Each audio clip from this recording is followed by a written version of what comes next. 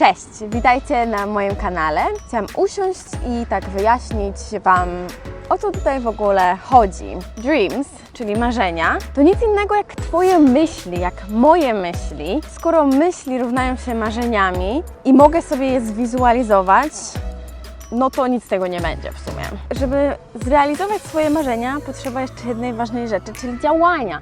Musisz mieć myśl i musisz mieć działanie, czyli mówię myśleć to marzenie, ale potem działać, żeby to marzenie się spełniło. Myśli trzeba urzeczywistnić. Chciałabym więc wziąć całą tą moją teorię, którą możecie obejrzeć na moim kanale do tej pory, odnośnie tego, jak myśli pomagają nam urzeczywistnić nasze plany, nasze marzenia, i ją zastosować, wykorzystać, no i oczywiście pokazać Wam, jak to zrobię, więc w sumie mam marzenie.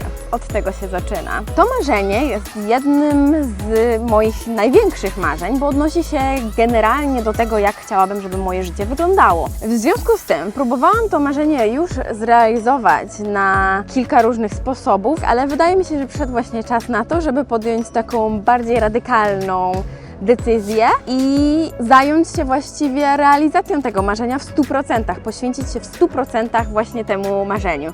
W związku z tym rzucam pracę.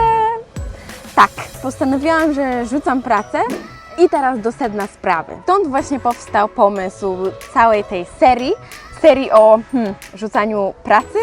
Nie, serii o realizacji marzeń. Ten cały proces chciałam udokumentować właśnie tutaj, pokazać Wam moje wszystkie emocje, uczucia, problemy, wnioski, może nawet rady.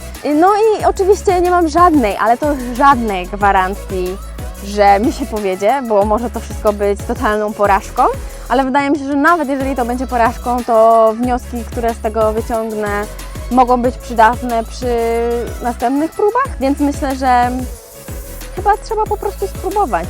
A nuż się uda, prawda? Jeżeli nie spróbuję, no to nie będę nigdy wiedziała. Mam nadzieję, że będziecie za mnie trzymać kciuki tak jak ja trzymam w sumie za siebie kciuki. Dołączcie się, enjoyujcie i zapraszam.